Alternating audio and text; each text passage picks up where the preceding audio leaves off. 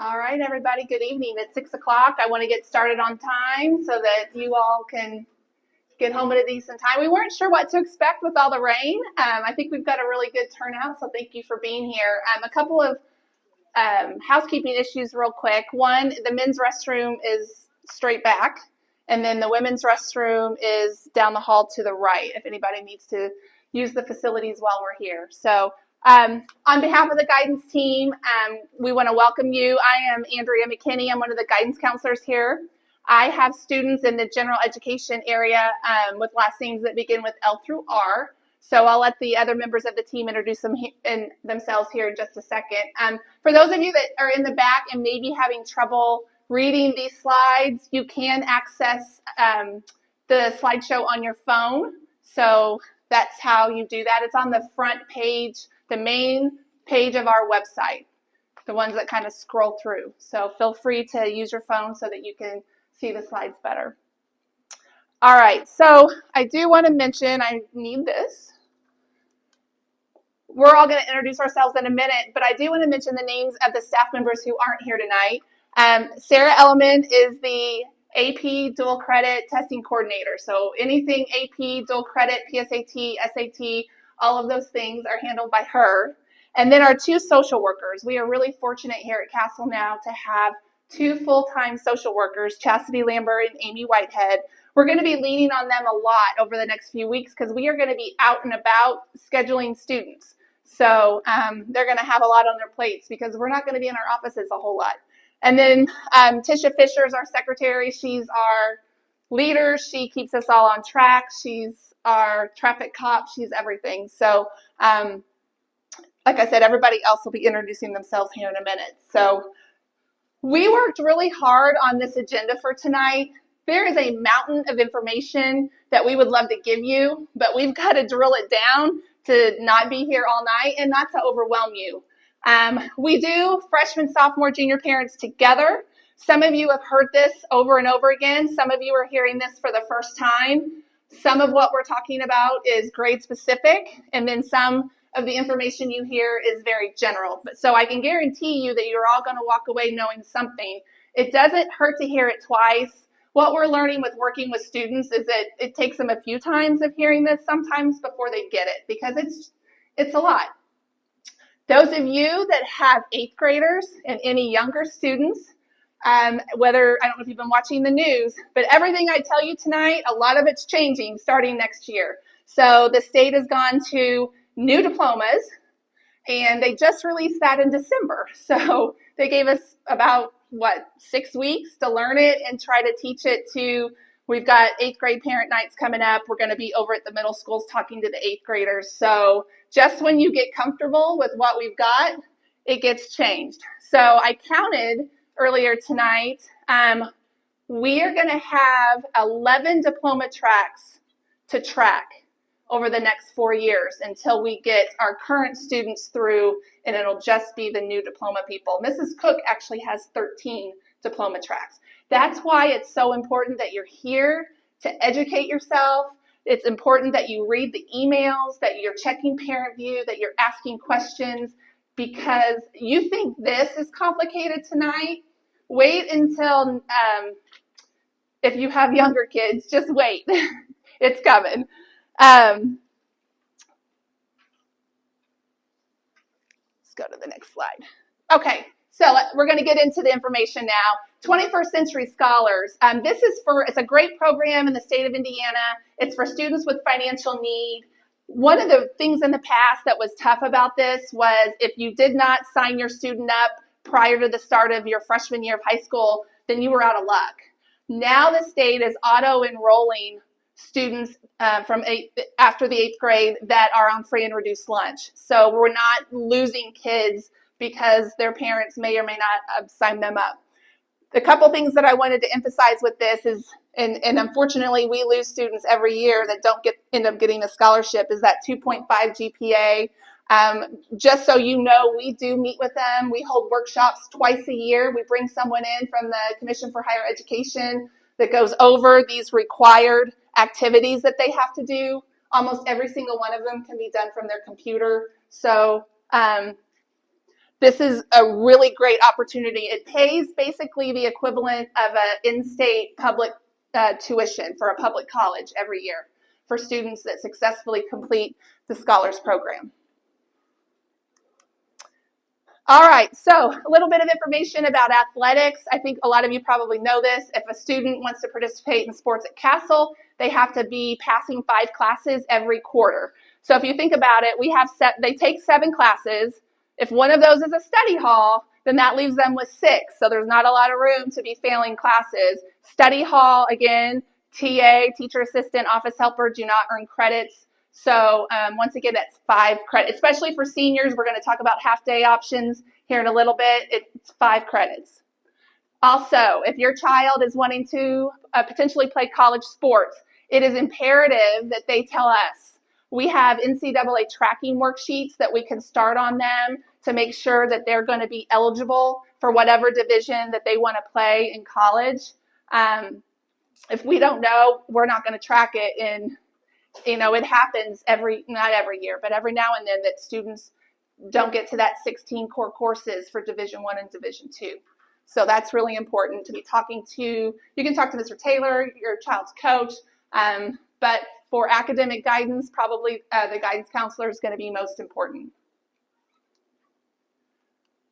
Okay, so we couldn't figure out where to put this slide. It just seemed weird to put Val and Sal information at the very beginning, but it's a great segue to what I'm going to talk about next. But if your student has a goal of being the valedictorian or salutatorian of Castle High School, it's important to know that they must take 5 advanced placement AP classes and take the corresponding AP exam. So at the end of 4 years, whoever has taken those 5 AP classes and has the highest GPA will be our valedictorian. Most years we have multiple. I think we had around 13 4.0s that met the criteria first semester. I'm not sure where we're at now, but it's probably pretty close to that number. And then the person that's second highest GPA would be the salutatorian. What is an AP class, you might ask? Well, AP classes are run by the College Board. So that's the same organization that does PSAT, that does SAT. So our teachers here that teach an AP class have to follow the advanced placement curriculum. And then at the end of the school year in May, they take a national exam. So it's important for you all to know that every student in the country that is taking AP Bio, for example, is taking that test at the exact same time. We sometimes get parents that don't understand why we can't reschedule the test for their child. Well, that's why. It's very highly standardized, and they're all offered at the same time. So if they earn a certain score on that AP exam, they could earn college credit. So it's not a guarantee going into it. But in the state of Indiana, if a student earns a 3 or higher, a public college has to accept that for college credit. Okay, a public college, so not necessarily a private school. And by the way, AP exam scores are 1 to 5. So hot off the press, I know we might have announced this last year, but starting with this year's freshmen, the class of 2028, Castle Warwick County School Corporation is going to a weighted grading scale. It is only for AP classes. So a student that successfully completes the AP exam or AP class, passes it, has 1 point added into their GPA. So you can see the table. If the student earns an A in the class instead of 4 points, right? Because under our 4.0 scale, an A is 4 points, a B is 3, a C is 2, a D is 1. You add whatever your score is, add 1 point to that. Now, in order for this to happen as well, the student has to take the AP exam. Every year we have students that try to bail out of that AP exam at the end. Not sure why, because they're losing their chance for college credit.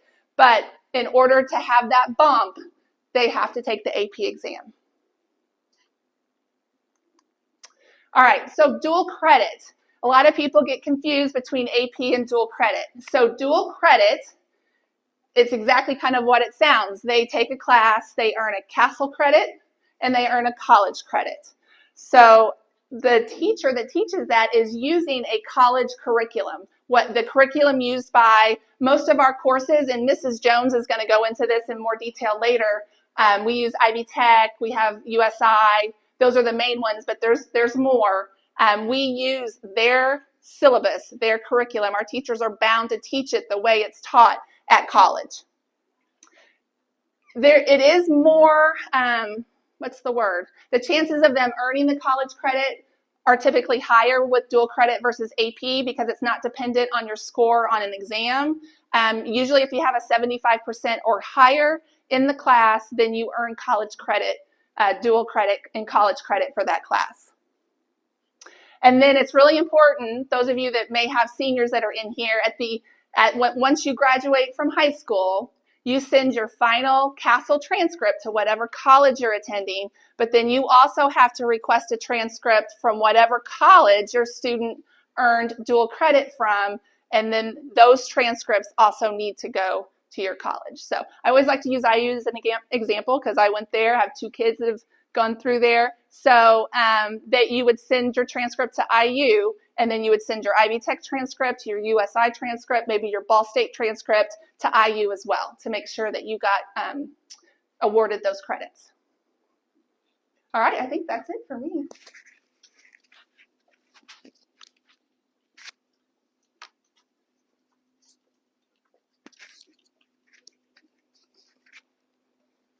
I apologize for our transition. We are trying to meet everyone's needs the best way we can, so we're doing something different this year where we're videoing our presentation. So to hear us, we have 2 mics going on, so it might take a bit of time for us to transition back and forth just because we're trying to meet our clientele the best way possible.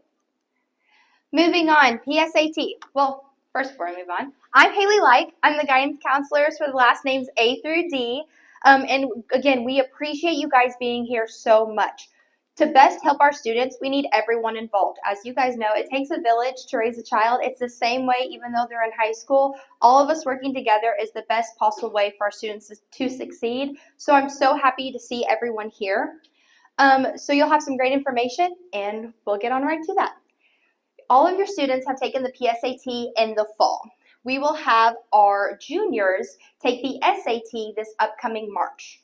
So that is a great option that we offer through Castle High School. And there's a variety of things that the PSAT offers to our students. The one that's, I would say, the most important is the National Merit Scholarship. So for our juniors who take the test, if they score the highest, and this is everyone who takes the PSAT, they have the availability to be eligible for scholarships through National Merit. So again, this is their junior year. So it's really important to take the PSAT and do very well on it every year, but the junior year, I would say, is one of the most important, and for a variety of reasons. One is the National Merit Scholarship.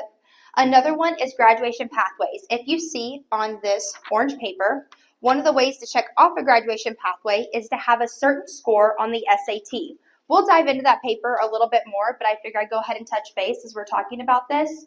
Your child can use their PSAT score to see how they will score on the SAT and to see if that's a way that they can use for graduation pathways. So keep that in mind as you look at those scores. Your child did have a College Board account, which is the Big Future app, if you've heard them talk about that they can log into and see what their score was, the percentiles, how they scored in each subject, and a great thing that's with the Big Future app is you can log into Khan Academy and they will tell your student, this is the area that you need to focus on. This is practice skills that you can use to score better on the SAT. So the PSAT can give you a lot of helpful information when moving on to the next year. And because it's testing you on different areas of math and science, they also offer something that's called AP Potential. Your student may have gotten this in their super study or their homeroom a few weeks ago. What AP Potential is, it's based off of their scores. It will tell you about how they'll do in an AP class. Based on how you score, you may be best fit for an AP English class, or you may best fit for an AP math class, or social studies, or even science. It will give your student a variety of ways to see how they can succeed in those areas. So really using those PSAT scores can give you a lot of really helpful information.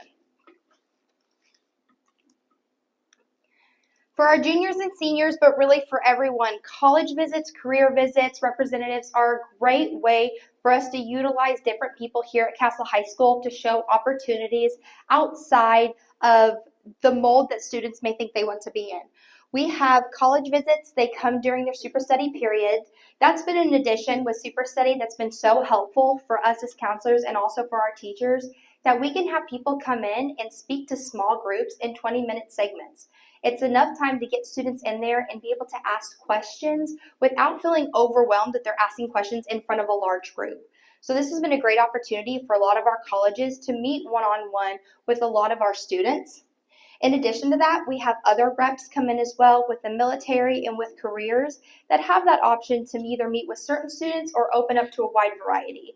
And those meetings are sent out on their Google Classroom, they're on our website, on our calendar, and they're also announced as well. So students have a wide variety of ways that they can figure out who's coming and who to meet with.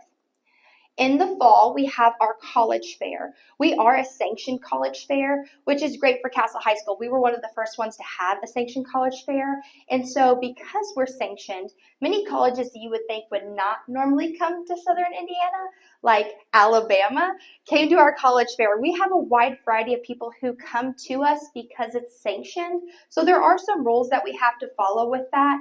Like the colleges can't hand out merch or pens or pencils or sunglasses because they want students to get knowledge, not as much as materials.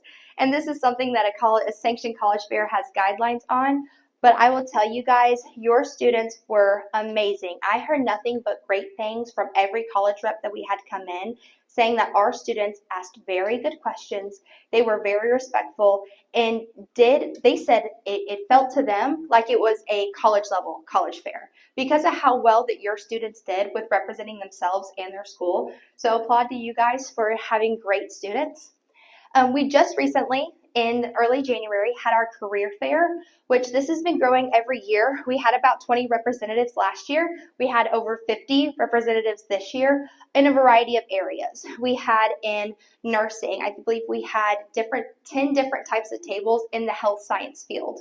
We had different types of local unions coming in. We had people from event planning. We had culinary. We had the military. We had colleges. We had a wide variety of individuals that you could talk to and ask questions and get to know about different jobs that your students can go into and how to pair their high school curriculum to what they're learning outside of high school. So that was also a great experience for our students as well. And we will always have a college fair in the fall and then a career fair in the spring. We normally have it early spring so students can have a bit of time to discuss what their plans are for after high school. Because if we wait till March or April, that may be too late for a lot of our students. So we like to do it early on so they can have a while for them to think what their options really are. Senior scholarship opportunities. I'm not sure how many senior parents are in here, probably not very many because it's scheduling for next year.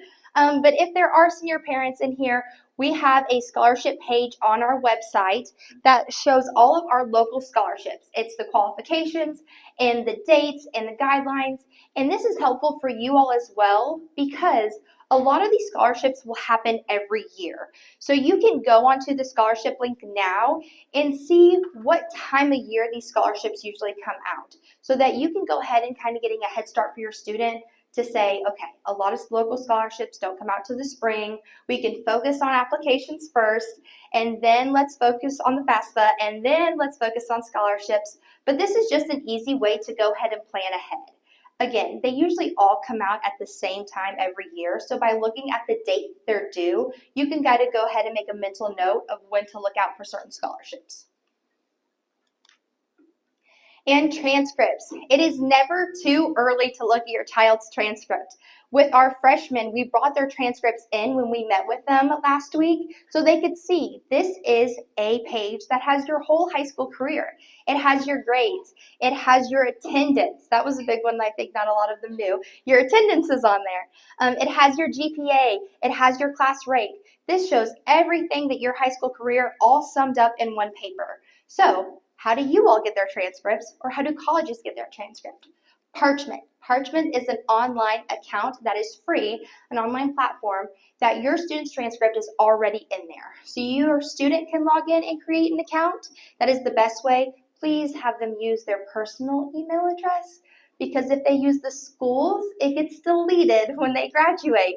So when they go the summer of senior year to log in to send their transcript, their account may be deleted if they used their school email. So please have them use a personal email so that way they can keep that Parchment account for after they graduate.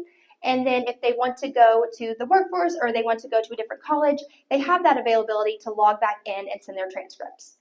Not only do you send it to colleges, but again, it's self-view. You can send it to you all. You can put your email address in there and send it to you. It's just a good way to keep up on what that transcript looks like. Now, what everyone's really here for, the registration part of it, as Ms. McKinney touched base with, is that we had made the decision last year to meet with each student individually. With a school of almost 2,000 students, that can be pretty difficult. I think I looked, and for me to get all of the freshmen in 1 week, I have to meet at least 7 students per period per day for a whole week to get everyone individually in. So with that being said, if we think of every grade level, we are not in our office as much as we like to be. Any chance that we can get into our office, we will. We want to answer those emails. We want to answer those phone calls. But please provide us some grace during this time because we're out and about, because we want to meet with your students one-on-one. Everyone has a different story, a different way that they learn, a different subject that they're great in. So by meeting one-on-one, it gives us the opportunity to not only know your student better, but also help them with a schedule that's made specifically for them. So please, during this time, like I said, we also go down to the middle schools as well. So we are even out of the building sometimes going to Castle North or Castle South to meet with them and discuss all of these options with them. So again, provide us a little grace in the month of February. We are trying to meet with as many students as possible. And again, we will get to those emails. We promise we will get to those phone calls, but please be a little bit patient during that time. With registration information, like I said, we'll be meeting with all of our students one-on-one. We have already met with large groups. We've started with all of our students. We met in large groups. So they have their beginning part of information. I'm sure most of your students probably took their enrollment paper home and said, okay, I got this, now what? Which is great. And we are meeting with students the best that we can as they have questions. But we always tell students on that enrollment form, there's an area to ask questions to your counselor. If something pops up, please write that in there so that we know that we can have all of your questions met. The enrollment form, it's mainly selecting electives if anyone had the opportunity to look at that. The core classes have already been recommended by their teacher, so those have already been put in place to give us a foundation of where to start. With the core classes, our teachers do a great job of looking at different materials and different areas to see the best level for your student. We want your student to be challenged so they can grow, but we do not want your student to be overwhelmed. So we always try to look at balance. So each teacher may have their recommendation of what they think is the best fit, but we know that there are some times where things may need to change. So what we have is a core course level change request form. And this form is that they get from the guidance office. We'll have these on our one-on-one meetings. That has an area where the teacher can write, this is the class I recommended them for, and here's the reasons why I recommended them for the class. And we've asked the students, please take that to the teacher so they can write that information and then take it home so that parents can be aware of why they were recommended for the class that they were recommended for. We told the students, if you try to bypass the teacher and take it home and get it signed without the teacher comments on there, then we will not accept that because we want everyone to be knowledgeable on why the recommendation was the way that it is. That doesn't mean that everything's set in stone. We want people to have choices and make plans for what they feel like is best for their student after high school and in high school, but we just want everyone to be knowledgeable of the reasons why we put in that class and why maybe a change needed to be made. So we ask the students, please take it to the teacher first, get the teacher comments, then take it home, and then bring that form back to the guidance office so we can look at making that change. And I will pass it on to Mrs. Cook.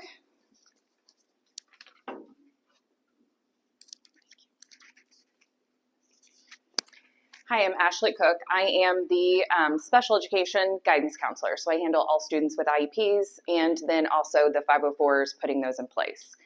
So tonight I'm going to talk about the orange piece of paper. So this is the crux of what you have to do to graduate.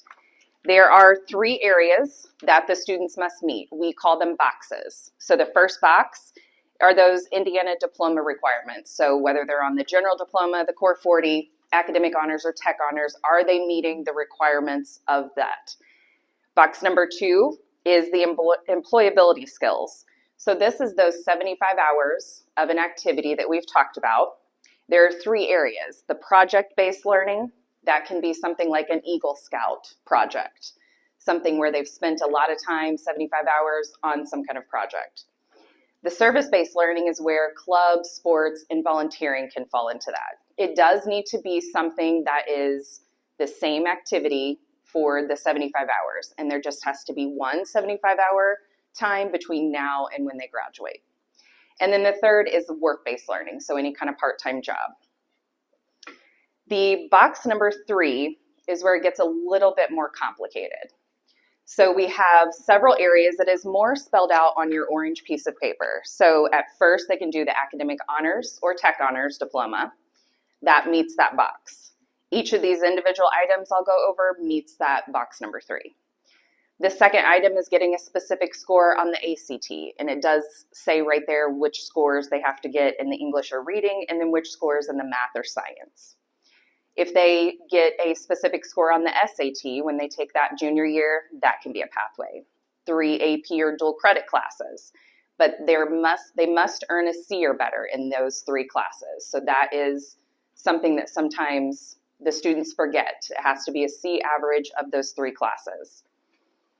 If they end up taking the ASVAB, so this would be an avenue if your student has expressed to a counselor that they are interested in the military, and parents are willing to sign the military intent form. So just a few notes about the military intent form.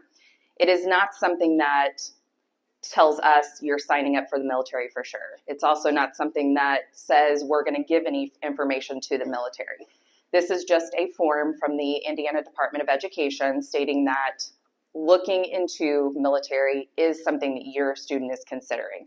And if they take the ASVAB and score a 31, then that is a pathway as well.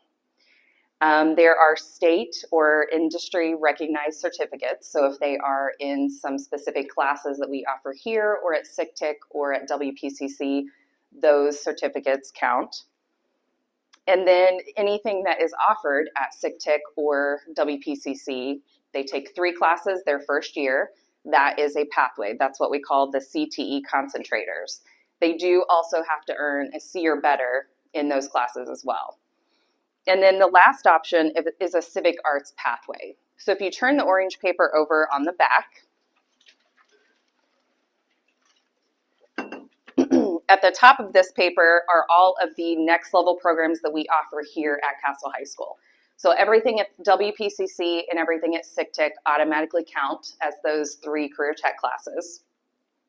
It will tell you on here they have to take a principles class, and then they have to take a concentrator A and a concentrator B. The civic arts pathways, or the locally created pathways at the bottom, are our things for band, choir, theater arts, or visual arts. So those consist of 3 years of a class in that area. It tells you what those classes are, and then they have to accompany that with principles of teaching or principles of business. All right, so looking at a little bit more in depth at that box number 1. So we first have the total credits. So for the general diploma and for the core 40 diploma, you're looking at 40 credits. I'm not going to go over the specific requirements, but we do have listed here the specific requirements of that diploma. The only thing that's different on these for the current freshmen is that personal finance is a requirement. That's not on that. And then if you have academic honors, that's 47 credits in those specific areas. There are other criteria. You have to get a minimum of C, and then your GPA has to be a 3.0 or better. And then looking at the tech honors, again, there's 47 credits. The tech honors, it gets a little bit complicated. So you have to meet the things of the tech honors, as well as you have to meet something in that box.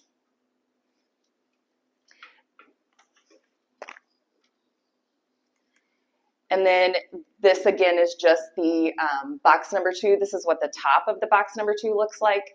So if you know that your student has completed the 75 hours of the activity, these forms are always kept in guidance. And it's never too early, even freshman year, to get this form, complete it. The students will complete the middle part, and then there is a bottom part that whoever supervised the hours will sign and turn into guidance. All right.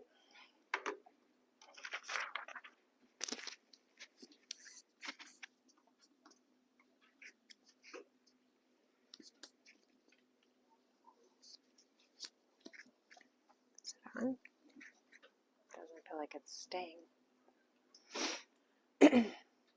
Good evening. I'm Maury Sohn. I have letters E through K.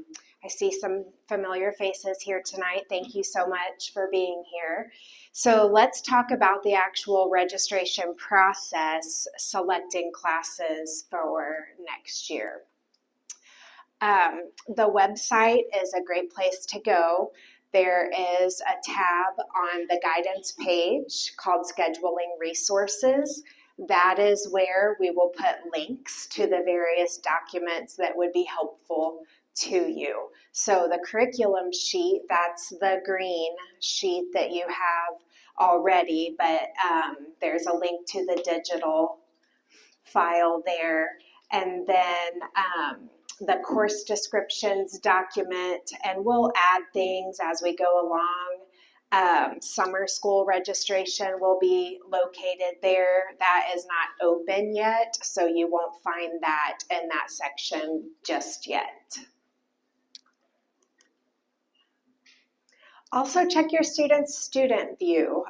You can access this on parent view as well. There's a graduation checker there that shows your progress. You can also double check the diploma type for your student. If you have a sophomore or junior, you should already see the diploma type in there. So that's the Core 40, Academic Honors, Tech Honors.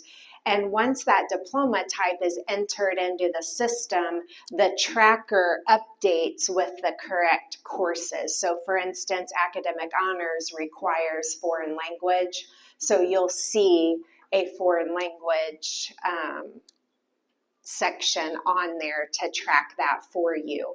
For the current freshmen, typically we will let them get through a semester, do their 4-year planning, which we just finished, and register for classes for next year. I know when I meet one-on-one with my freshmen to select their classes beginning on Monday, that's when I will enter their diploma type. They select those diploma types in 8th grade as they're going into high school, but honestly, they don't know, you know. So we kind of let them get their feet wet a little bit, learn more about what it means exactly, and then enter that diploma type into the system when we meet to select classes. So I have an idea of what I think my students should be on or could be on, so I'll discuss that with each of my students when I do those meetings. The curriculum sheet that you have in front of you is kind of a cheat sheet of all of the classes that we offer. It lists every class. It lists the course number for the class. That's important because that's where you sometimes will find the level of a class. It also shows the grade level for students, so that's important when students are selecting their electives. We want to make sure they're not registering for something that they're not qualified to take just yet. Also, a really good spot to quickly see which courses are offered AP or dual credit. I know some of you are interested in earning as many college credits as you can, and that's a quick and easy way to scan down that right side and look for the courses that are marked AP or DC for dual credit.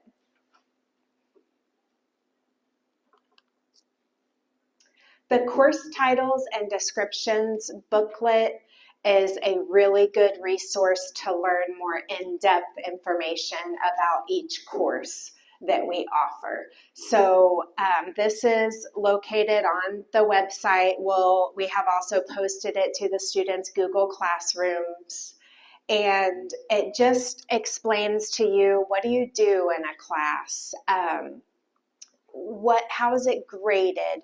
What are the things that we cover in that class? Are there any prerequisites? Who can take the class? So looking at an example here, accounting. So you'll see the course number there, which is helpful, the grade levels, the required prerequisites. Since accounting is part of a pathway, you have to take the principles course first. On the back of that green sheet, you'll see all of the pathway courses listed. Those have to be taken in order. The state requires that. So let's say a student really wants to take accounting. Well, accounting is part of a pathway, so they have to take the prereq first, which is the principles of business.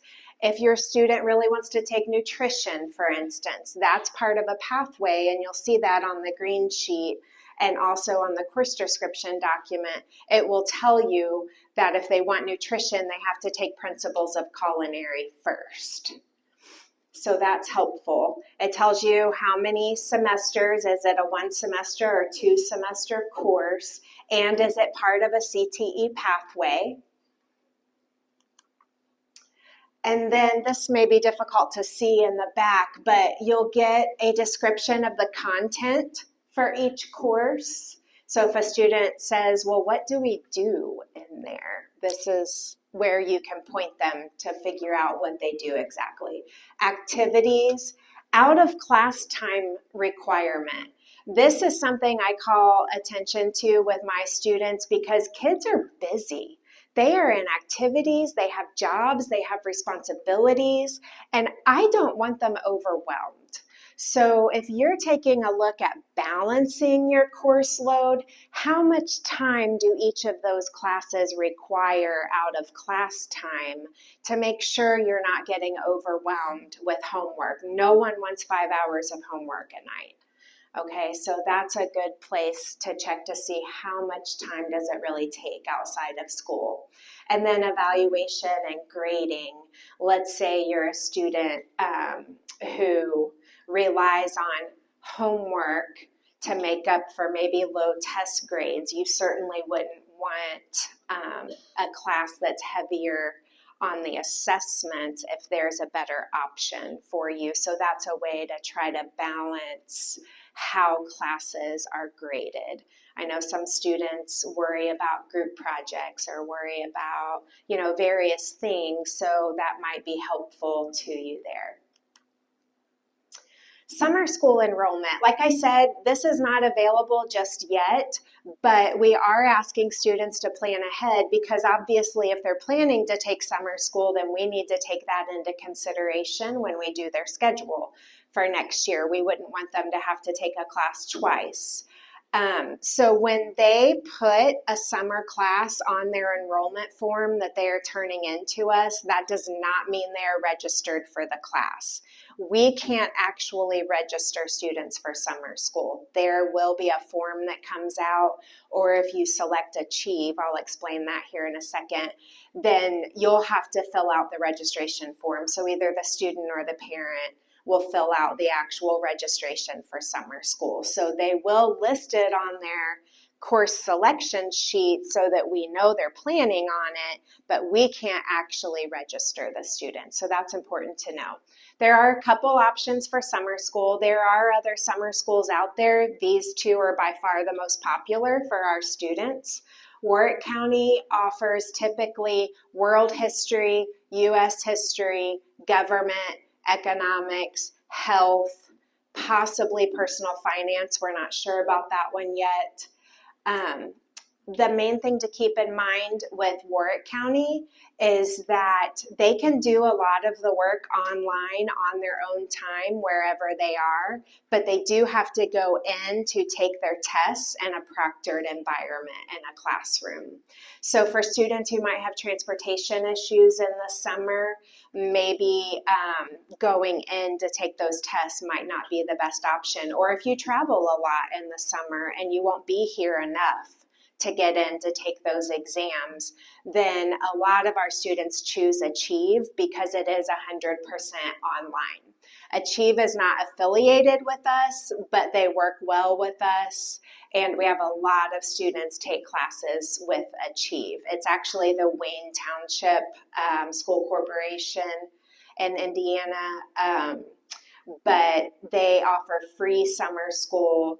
They have been very accommodating to our students, and we work really well with them, but theirs is 100% online. And they do have more course offerings than what we have. So I checked their website yesterday. They don't have any of the summer school information up yet.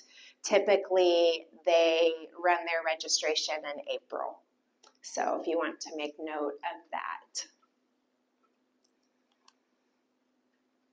Okay, so let's take a look at a typical sophomore schedule. I know we have a lot of freshman parents here.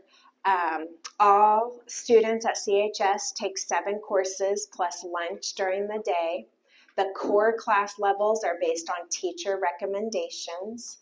Consult the curriculum sheet for available course offerings. That's your green sheet. Consult the course descriptions booklet for details about a class. So everyone takes English. Everyone, regardless of diploma type, needs 8 credits in English, so that's every year.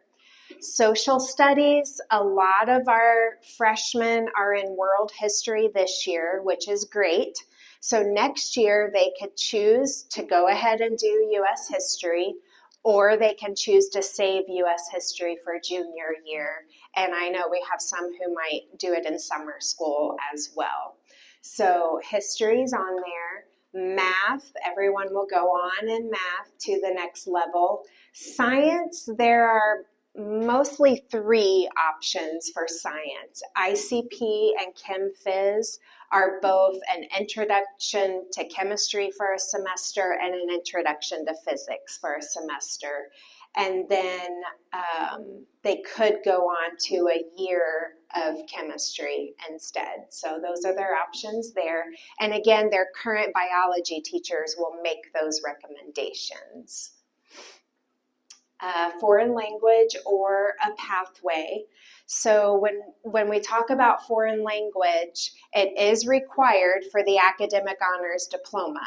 So those students who are working on the academic honors diploma are likely already in a language, so they'll be moving on to level 2 of that language. For those who chose to wait, if they want to take a language next year, they can. And so they'll sign up for level 1. We have Spanish, we have German, we have French, we have Japanese.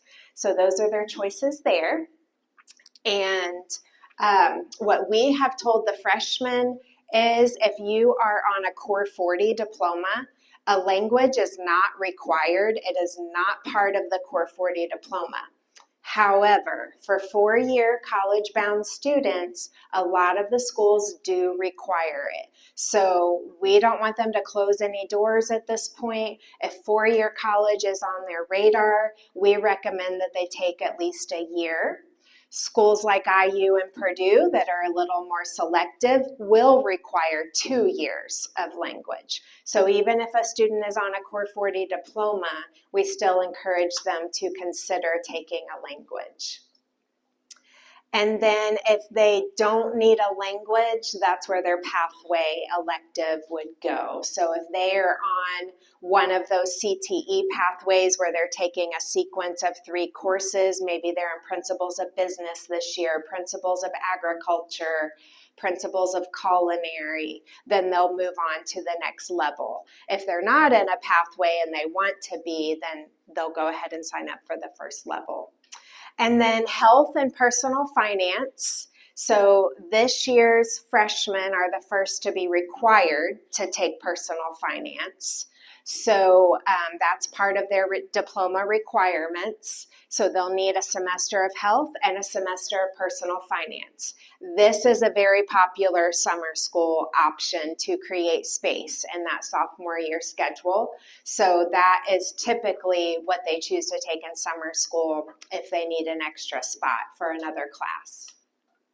Those are each one semester and they'll be paired together. So if they just do health in summer school, they could pair something else with personal finance. What some students do, for instance, let's take band. Their busy season is in the fall. So what a student might do is take health in summer school, take a study hall in the fall when they're busy with band, and then pick up health in the spring when things settle down. So depending on your student's extracurricular schedule, that might be an option for you. And then they'll have an elective, and of course, everyone needs lunch.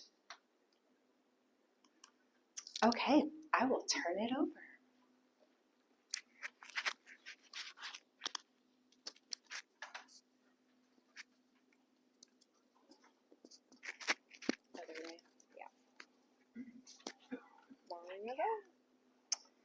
Good evening. If you're a baseball fan, we're about seventh inning stretch here, so we're almost there. Hang tight. My name is Jody Fulkerson. I am the S through Z counselor, and then following me is going to be Adrienne Jones, and she's going to wrap up the evening for us. So now we're moving into our juniors. Our juniors received their registration form the other day at their meeting. We've met with the freshmen, sophomores, and juniors now at this point.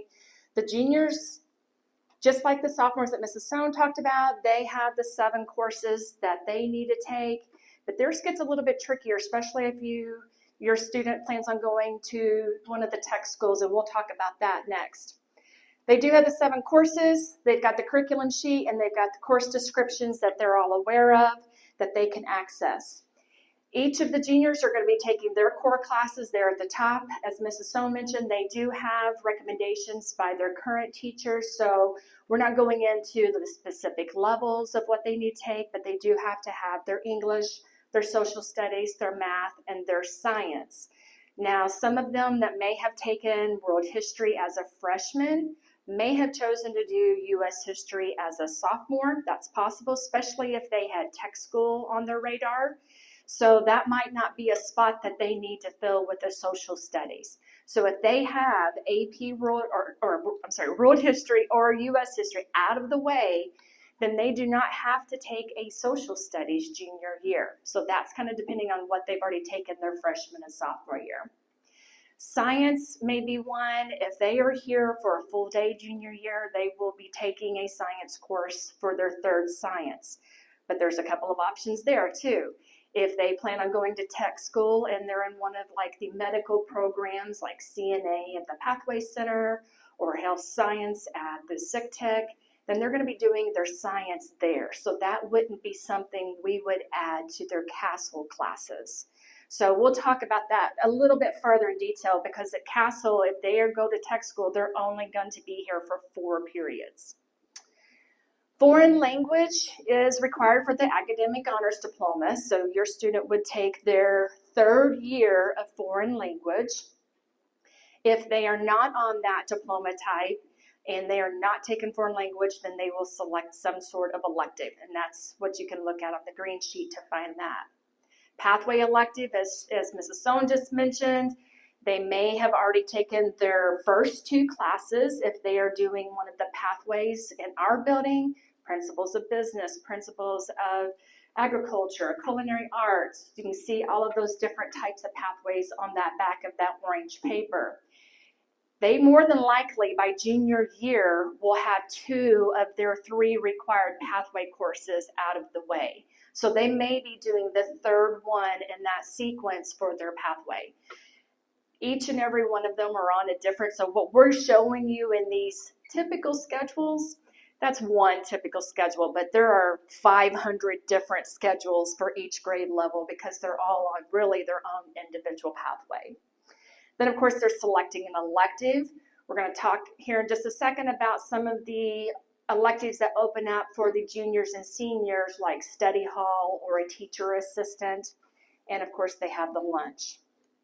Okay, so tech school, I've mentioned that a few times as we talked about this junior schedule. If a student is planning on, if your current sophomore is planning on attending tech school next year, hopefully they have completed their application back in November and have heard back whether they have been accepted or not, or if they're on a wait list. We do have quite a few students who are on a wait list. There was a massive amount of students that applied. SIGTIC is the Southern Indiana Career and Technical Center. That is in Evansville. That accepts students from all over the tri-state. So there's a lot of different students applying for each of their programs. Warwick County Pathway Center, it's located behind the Walmart in Boonville. That they sent out their acceptances in the past couple of weeks. They have a large amount of students as well because Boonville, Castle, and Tecumseh students all attend that school. So there are students who are on wait lists, but I will tell you this, the counselors are receiving daily updates on people who were waitlisted last week and may have already heard if a spot has become available. And we have had, even up until the first couple of days when school starts the following year, we've received calls from the Pathway Center or Tech School, SIGTIC, and said, we've had a spot open, your student is next on the list, can you talk to them to see if they're wanting to still accept that? So even if they're on the wait list right now, we don't know how many people are on the wait list. Castle has nothing to do with the selection process of it. We are waiting, and we find out just at the same time that you guys do whenever they have someone that's been added off of the wait list. So fingers are always crossed that they'll still be able to get in, but if for some reason a spot does not open, we do have plenty of different pathway options here in Castle that they can take. So, like I said, if they have already applied, they should have heard something back. Most of the students would have put in a parent email or a personal email. And we've had some students say, well, I never heard, but I can't remember what email I used. So if they've got multiple emails, maybe check around and see, but they can always contact their counselor if they have not heard anything at all back to find out for sure. So a student who is planning on attending tech school their junior year, they will be here for 4 periods. And as you see listed, again, the tech school assigns when they're going to be going, whether they're going in the AM or the PM, but typically the juniors go in the AM where they're going to have their morning classes at tech, and then they're going to have 4 classes at Castle. So how that 4 classes balances out is one of the things that we're going to be meeting and talking with them, or more than likely we're talking with them back in their sophomore year about how we're going to get this all to work, especially for those students who maybe are trying to work towards academic honors diploma. So they may need to get a science, a math, a social studies, a foreign language, and their English. So 5 classes are not going to fit in the schedule. So some of them may need to take a history over the summer if they didn't get their U.S. history out of the way. And some of them who are attending a tech school program that doesn't offer the science will be having to get that at Castle. So there's all different types of avenues and variations of what could their schedule be. But we have that on our files of what they need to be doing, and when we meet with them individually to schedule, we're making sure that they're staying on track for that. 1 year completion at the tech school program also will fulfill a tech honors diploma requirement that Mrs. Cook mentioned a little earlier. We do encourage students to plan on 2 years. When they are accepting students as juniors, they are expecting those students to be coming for 2 years because their programs are designed and built around getting all of the things that they need for that hands-on experience as a 2-year program. So if they come in and they only complete 1 year, and there are various reasons why some students do not continue on with a 2nd year, they will still have that opportunity to meet a tech honors diploma. Now, one thing I want to note about tech school, if a student attends tech school, they do not have to be on tech honors diploma. Sometimes that confuses the kids. They can absolutely be on a Core 40 diploma path and attend the tech school. That's just if they want to do the tech honors, they are doing those additional requirements that go along with it. And seniors. I know you guys it's hard to believe that some of your kids are already going to be seniors, but we need to start thinking about how to wrap that up. And I want to make a note about the seniors as well. We have an additional meeting in the fall for you senior parents, and it's just senior parents that come in. And during that time, we talk about the financial aid process, which if you followed anything in the news the past couple of years, that's changing pretty much every year too. So, but we will have a meeting. It's usually around early October. When we have that, we talk about financial aid. In fact, I think this year we had it in a little bit late September because of sports schedules. We try to work around. But we talk about financial aid process, what needs to be done, and all of that. And then we also cover a whole lot of information just preparing you for senior year and what to expect. So if you're going to be a senior parent, keep that in mind. We'll send information out next year at the start of the school about that. Okay, so senior schedule, again, there's a lot of variations that can happen with the senior schedule. Everybody's going to be doing some sort of English class because you have 8 credits, 4-year requirement for English. Social studies, senior year, you're going to be doing government and econ. This is one where a lot of students do try and they want to knock some of that out of the way so they don't have as stressful of a senior year. So some of them will do government econ over the summer.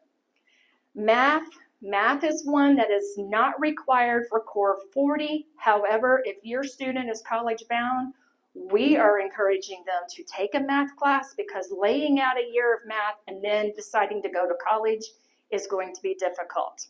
If your student is on academic honors, they'll be doing math for their 4th year of requirement. Foreign language. All of our foreign language programs do have a 4th year option. It is not required to do 4 years for the academic honors diploma, but some of our students really love their language pathway and it becomes like a little family with them when they join their clubs. And so they want that 4th year. So that is something as a total option, but your student would put that down on their registration form as an elective. If they are not doing foreign language and they're doing a pathway, it's possible that some of them may still need to complete their 3rd year of their pathway. Or some of them may, along the way over the previous years, change their pathway and want to do doing something different, and they're wrapping that up.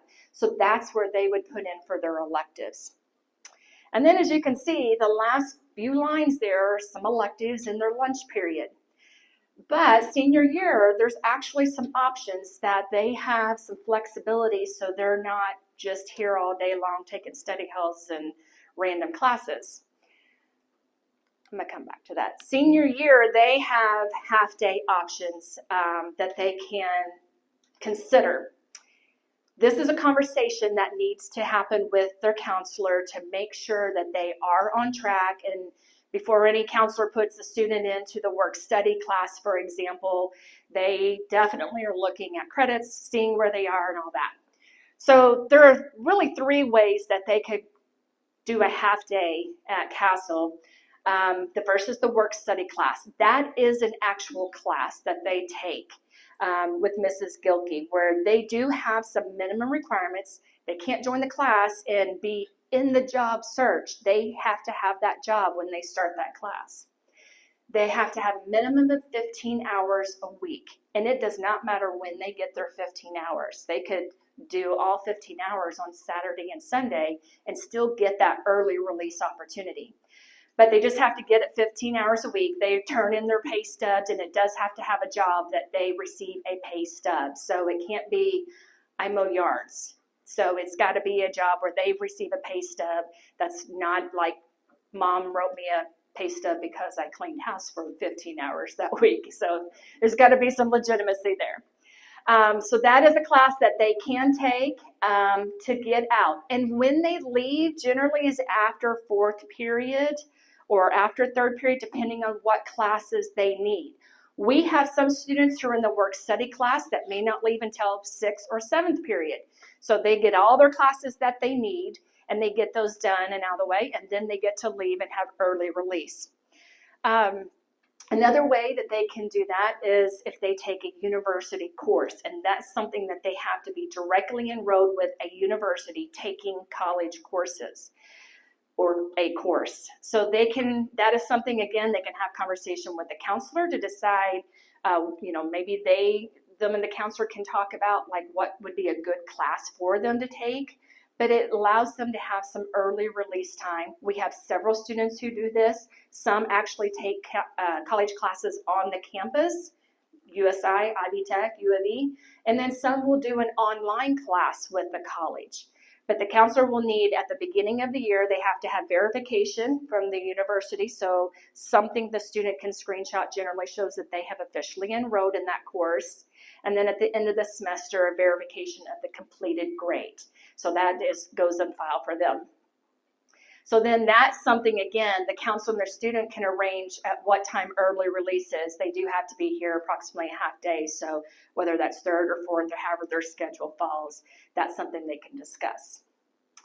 And then the other one is a little bit different, but it is an opportunity if students need to get out of school and graduate maybe a little bit early. We have a couple instances where students will, I need 2 classes, but I really need to get to working at my job full time.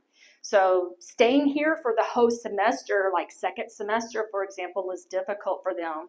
So we have more of an alternative program where they enroll with our diploma pathway program. And that is not in-house. That is, this year, it's at the Warwick Pathway Center in Boonville. But we've been told next year they're moving that back over here to the WEC building. So we don't know all the specifics on that, but we do know it's going to be there. So what that has to do is the student actually withdraws from Castle and they go and enroll concurrently with that student, with the WEC program, okay? And so that's a conversation that a parent, a counselor, and a student can have to do that. It's a little bit longer detailed, but if that's something that like you need to have your student graduate quickly and get through programs a little bit faster, that is one way that can be done. Okay. Going back to this slide here, I mentioned to you earlier, there are some open options for our juniors and seniors to be able to be a teacher assistant that is not available to freshmen and sophomore. That is a non-credit elective period, so they can only do one of those. So you can't be like an office worker or teacher assistant plus take a study hall. You cannot have 2 non-credit classes. Our students, all other grade levels, will be able to take a study hall. So a lot of them, especially those that are active in sports and activities, need that study hall. But just keep in mind, those are periods that do not show, that they do not earn credit. And on the course history, when students look at that, they always email us and say, I'm missing a 6th period or whatever.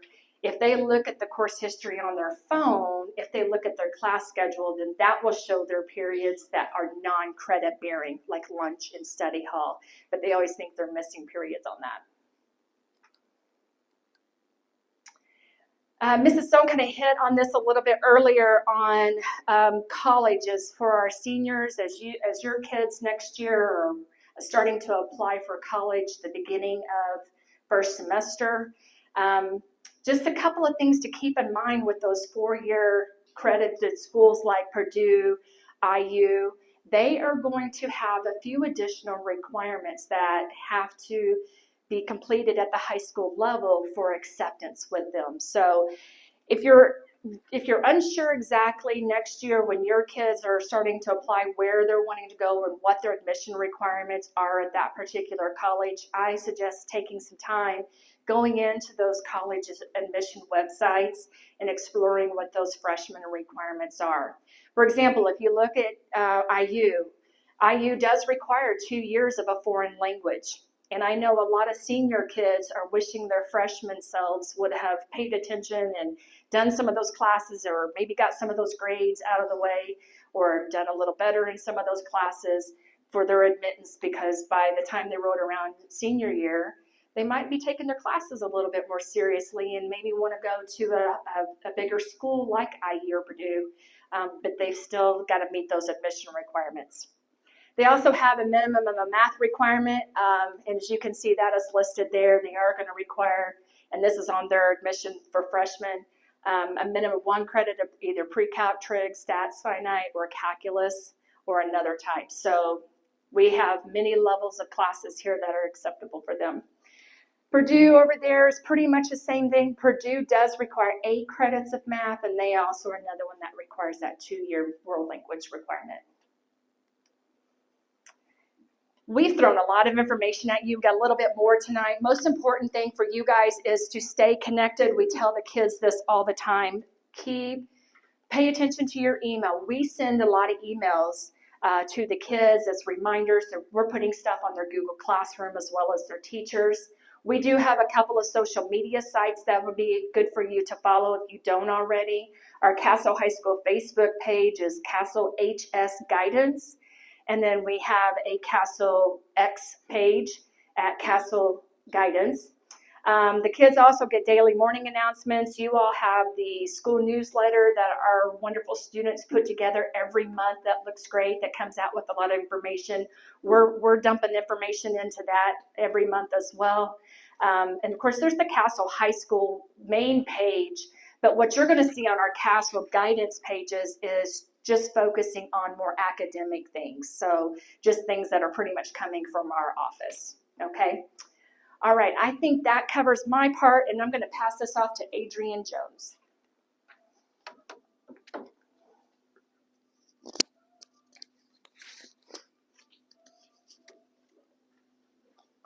Hi, I am the last speaker of the night. Congratulations. And I'm going to go through a couple things really quickly because I just want you to be aware of them.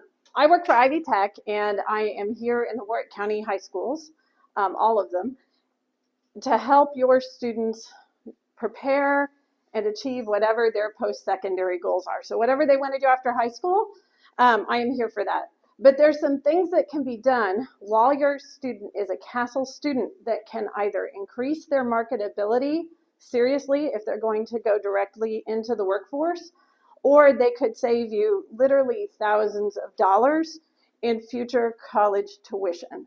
So I just want to touch on these 3 programs so you have an idea of how economically they can matter to you and to your student. Okay, dual credit classes. Haley introduced these earlier and gave a good introduction. You can take dual credit classes here at Castle. You get them when you go to Warwick Pathways, and you also get them at Southern Indiana Career and Technical Center. There are kind of 2 flavors of dual credit classes. The dual credit classes that are college core are really aiming toward like a 4-year degree or a 2-year degree program. And we'll talk about the Indiana College Core, which will really explain that. But the career and technical dual credit that you can get at Warwick Pathways is really good if you're either looking at going into a technical school or a 2-year college after high school, or if you're going directly into the workforce. So we'll talk a little bit about certificates real briefly. But if your student goes to Pathways or SIG-Tech, they can get like a CNA in nursing.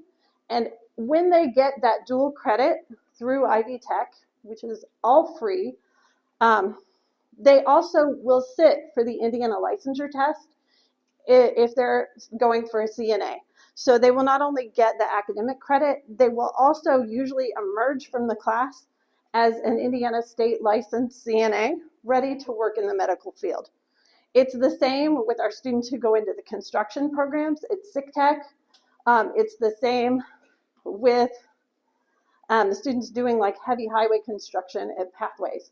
So these programs are great because not only are you getting those academic credentials, you are also preparing to take the testing for that workforce and often taking and achieving that testing in that place. So we have students who leave their time at SIG-Tech or here at Castle where they have AutoCAD certifications that can get them some pretty solid internships if they're looking at going into engineering after their senior summer. And some people just go directly into that kind of work. So the dual credit opportunity is really significant in the career and technical field, but it has really big financial rewards if you're looking at a 4-year degree. So Indiana passed a law in 2017 which guaranteed transfer of dual credit among public universities within the state of Indiana. And most private schools got on board with it because it is worth it to attract those students. They're good students, they're really good for retention. So all the classes that we'll talk about in the Indiana College Core, and I'll just show you that real briefly, will transfer around the state of Indiana. And because of that, it becomes financially valuable pretty quickly. So if a student takes a 3 credit hour class at Ivy Tech as a dual credit student in this building, it is absolutely free to them. So that class, if they had waited and taken it as a full-time student because of additional fees and everything else, would have cost them, and these statistics are from, I think, 2021, so it's a little higher now, would have cost them about $670. So if you have a student who takes college algebra here at Castle, they save $670 if they're going to Ivy Tech. But if they take that Ivy Tech credit and move it to USI, it's more like $1,400 plus. If they take it to Butler or Rose-Hulman, you can see it hits other magnitudes. It's about $3,200 for one 3 credit hour class. My son graduated with 40 credit hours from Castle that were applicable to his USI degree. It saved my family $19,000 worth of tuition. So when you see those dual credit classes, realize if your student can make that achievement, they may take AP Government or Econ here in their senior year. They can take it as dual credit, and that's a class they won't have to take. If they're a business major, it's going to be required to have Econ later. So if they take that here, you get it for free, and you don't have to pay for it on the college level. Sorry, frog in my throat. So there's big money in this in terms of savings. These are the dual credit classes in this building. You can see we work with quite a few universities here. Ball State provides our Japanese. If your student is in 3rd or 4th year Japanese, they get 2 years of Japanese credit. If they do the 1 semester We the People competition, they get government credit through U of E. If they take any of those classes from USI, they are transferable to most schools around the nation, and a lot of those are College Core. We have a ton of Ivy Tech classes. We have so many that are career and technical that I would keep you here all night if I showed you all the slides. We have welding, we have automotive, we have nursing, we have medical terminology, we have exercise science. But this is the brief list. This is what you can take in Castle from Ivy Tech, and all of it transfers to public and many private universities in Indiana. Ivy Tech is the largest community college in the nation, and so our credit goes almost everywhere. I have seen very few instances where it won't transfer around the nation, but it is guaranteed to transfer to public schools within Indiana. We have a couple programs in this building that are great and dual credit. The top one is taught by Mr. Pemberton, and it is computer design and engineering. It's got a little bit of robotics in it. Students learn to use laser engravers, things like that. It's a fantastic class, and my son got 2 different AutoCAD certifications in it, as well as college credit. And then we have a great agriculture program here too. But this is just what's in this building. A lot of the classes, if your students go to SIC Tech and Work Pathways, will give them college credit just as part of the nature. So what you will be asked for your student to get the college credit from Ivy Tech is they will need a personal email address, or they could use a family email address. It doesn't work with the school email system. And you will also need to give their social security number on the part that is their college application. Okay, the Indiana College Core is another thing enshrined in law by the state of Indiana.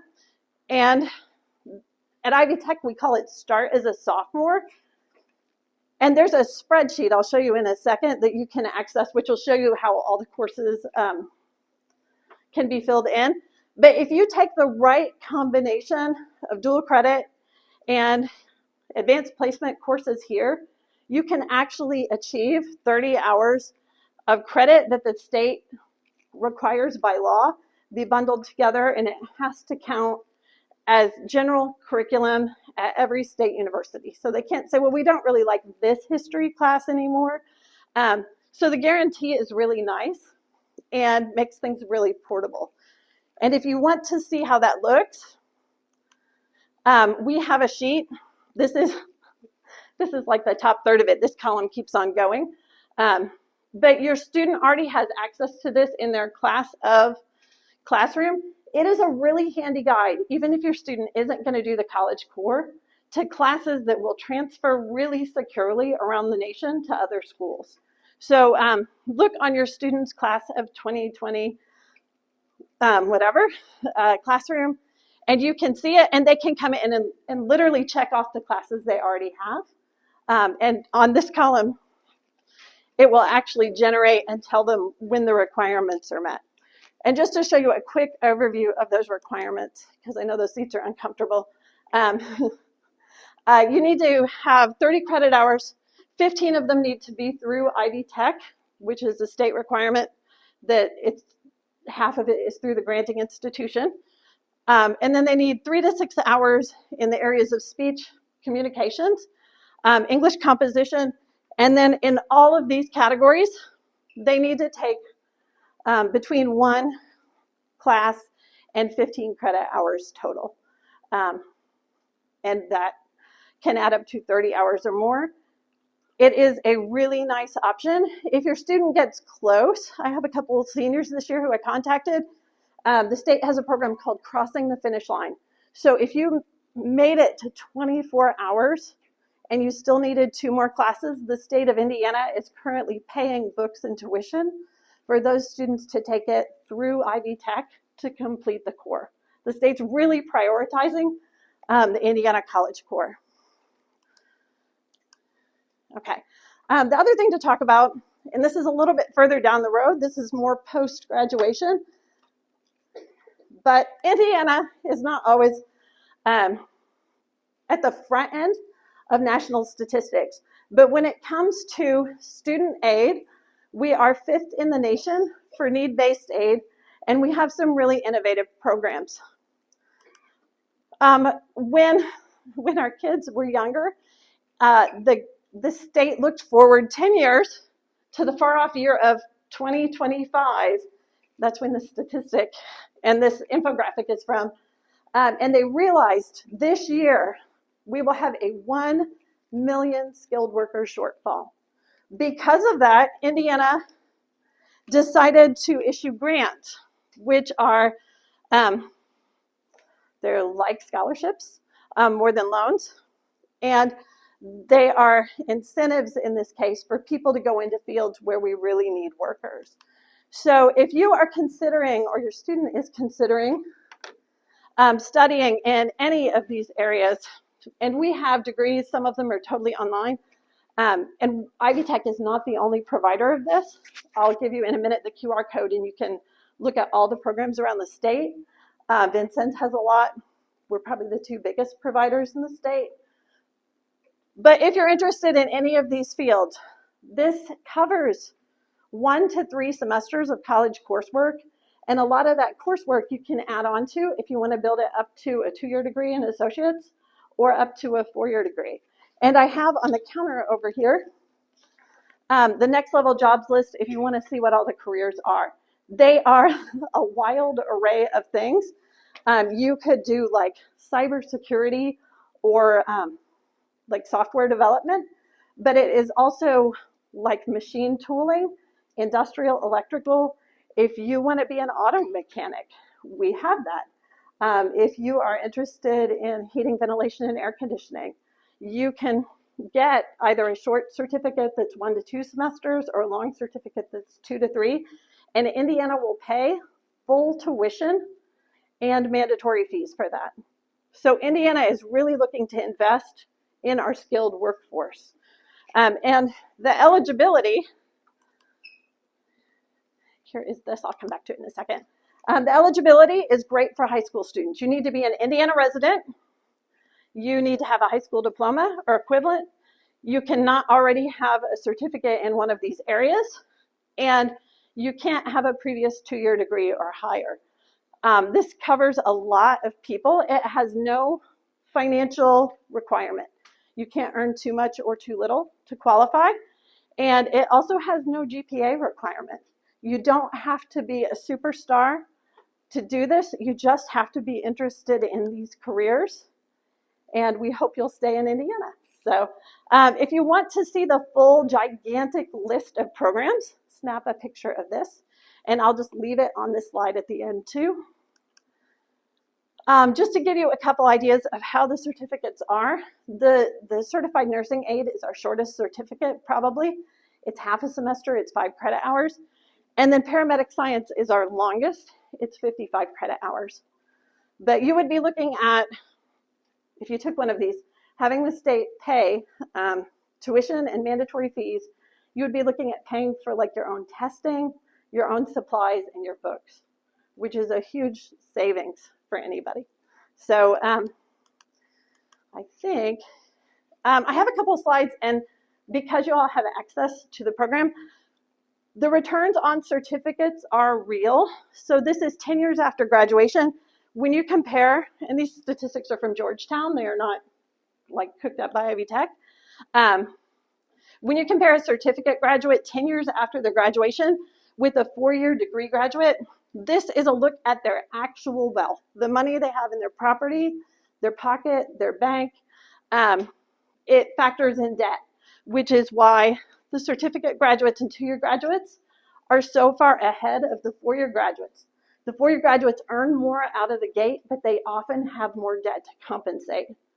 And so if you can figure out how to capitalize on like dual credit here, your student can beat this number by decreasing their debt. So, and Next Level Jobs is one way to do that.